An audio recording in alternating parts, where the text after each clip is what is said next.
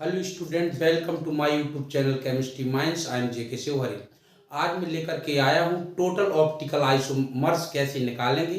Total optical isomers निकालने के लिए कुछ कंडीशंस होती हैं।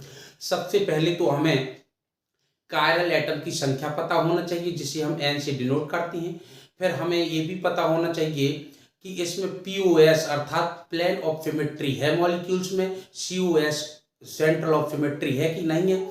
अर्थात यदि मॉलिक्यूल्स को दो बराबर भागों में बांटा जा सकता है तो अलग कंडीशन लगेगी, और दो बराबर भागों में नहीं बांटा जा सकता है तो अलग कंडीशन लगेगी। ये कंडीशन यदि आपको पता है तो आप आराम से ऑप्टिकल आइसोमर्स ज्ञात कर सकते हैं।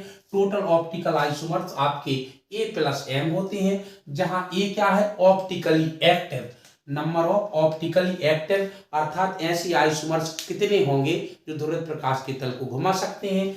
M क्या है, कितने उसके मेजो कंपाउंड बन सकते हैं, ये M की संख्या है। इसका डिटेल से हम अभी बताएंगे। कितने रेशमिक मिक्सचर बनते हैं, रेशमिक मिक्सचर R बराबर सदैव होता है A/2। तो अब हम कंडीशन लें पहली फर्स्ट कंडीशन, केस वन लिखें। यदि मॉलिक्यूल्स में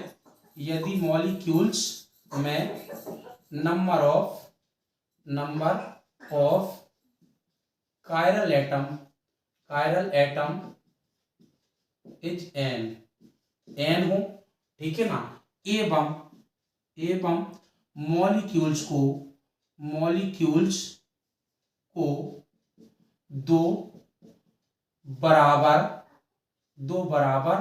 भागों में बांटा ना जा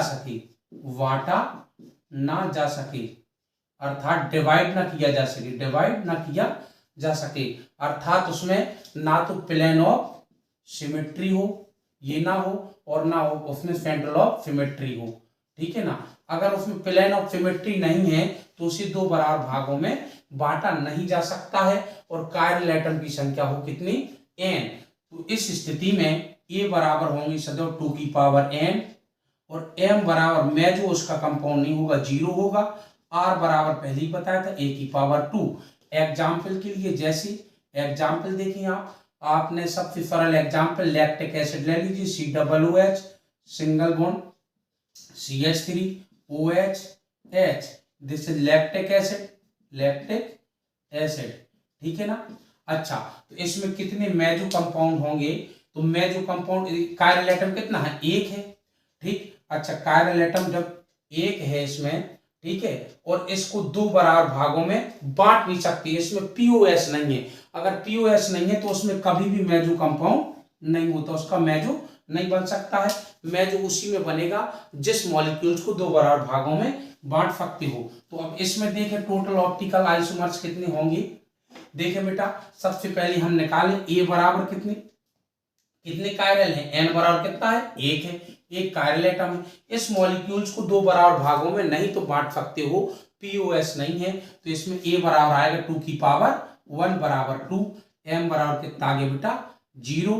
तो टोटल ऑप्टिकल आइसोमर्स होंगे कितने बेटा, बराबर होंगे 2 + 0 बराबर 2, अर्थात लैक्टिक अम्ल में टोटल आइसोमर्स होंगे कितने, 2। और एक्चुअली में इसके दो ही आइसोमर्स होते हैं, एक डी लैक्टिक एसिड, एक एल लैक्टिक एसिड, ठीक है, जो ऑप्टिकली एक्टिव है क्योंकि ए के मान 2 आए हैं, ठीक। अच्छा, इसी टाइप से और मॉलिक्यूल दिखाएं आपको, और मॉलिक्यूल देखो, जैसे ग्लूकोज देखिए, ग्लूकोज मॉलिक्यूल्स का संरचना सूत्र कुछ इस टाइप से होता है, CH2OH OH H OH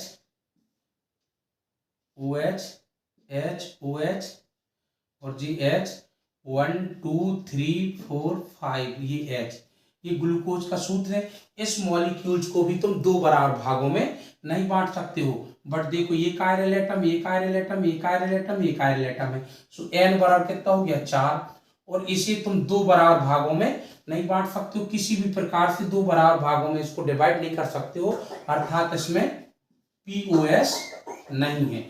जब इसमें पीओएस नहीं है तो फिर हम क्या लगाएंगे बेटा, m बराबर कितना हो जाएगा हमारा 0, और ए बराबर कितना हो जाएगा हमारा, ए बराबर हो जाएगा हमारा 2 की पावर एन बराबर 2 की पावर 4 बराबर कितना हो जाएगा 16। अच्छा, racemic mixture, racemic mixture, racemic mixture, racemic mixture कितना होगा, रेशमिक मिक्सचर आर बराबर होता है सदैव ए बाई 2, ठीक है ना। रेशमिक मिक्सचर क्या कहलाती है बेटा, 50% D form plus 50% L form का मिक्सचर रेशमिक मिक्सचर होता है, और यह ध्रुवित प्रकाश के तल को किसी भी ओर नहीं घुमाने देता है।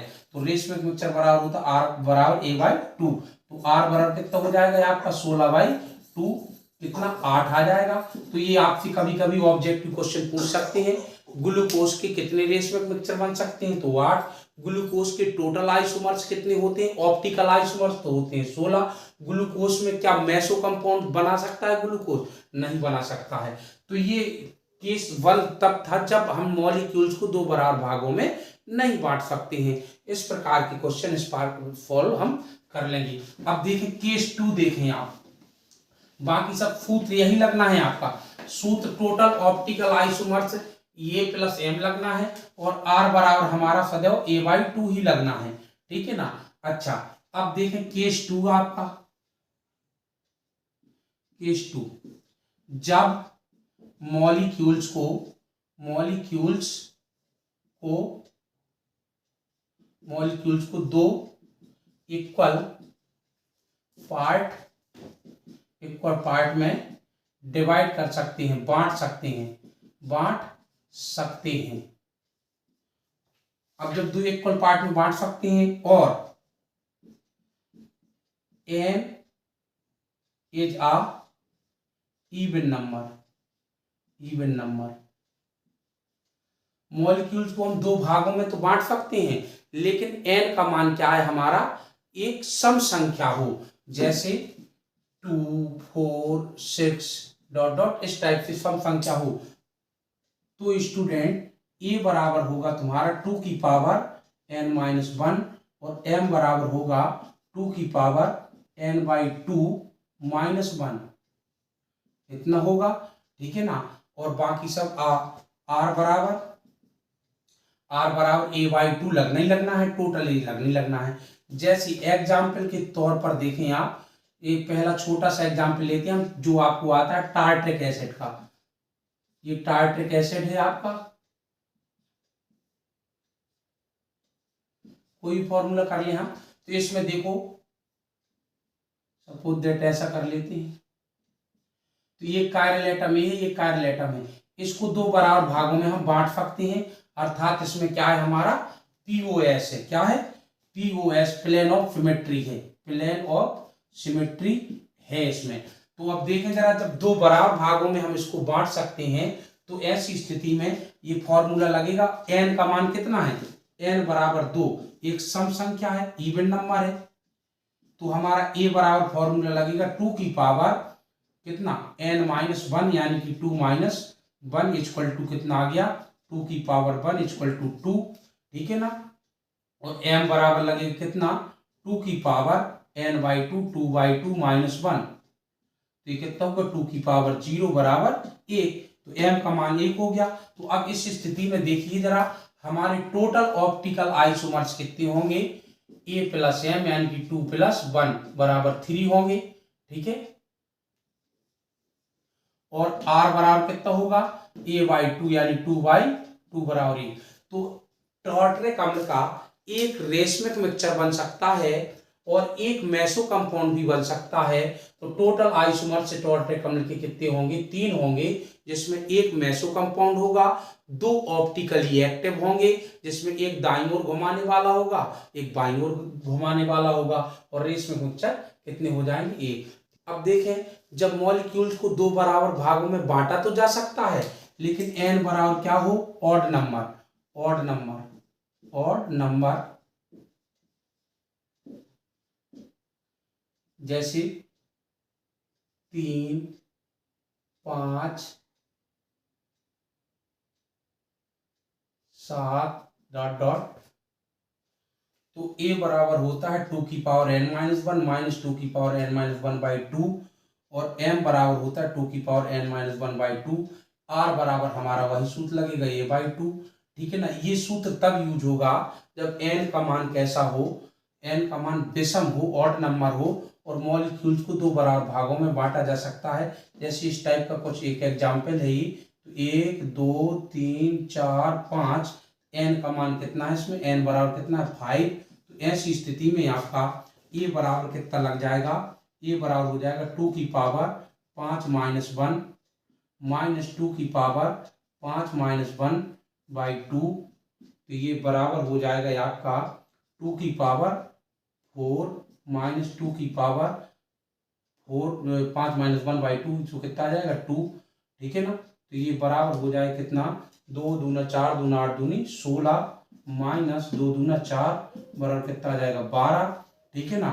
और m बराबर हो जाएगा आपका, m बराबर हो जाएगा 2 की पावर 5 - 1/2 बराबर 2 की पावर 2 बराबर 4। तो 4 इसके मेजो कंपाउंड बन जाएंगे और आपके 12 ऑप्टिकली एक्टिव बन जाएंगे। और टोटल कितने हो जाएंगे, a + m, तो बराबर हो जाएंगे 12 और 4 16। टोटल ऑप्टिकल आइसोमर्स 16 हो जाएंगे। इस प्रकार से आपके टोटल ऑप्टिकल आइसोमर्स इन सूत्रों की मदद से ज्ञात हो जाएंगे।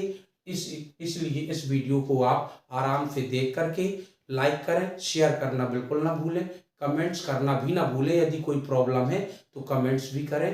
Thank you. जय हिंद।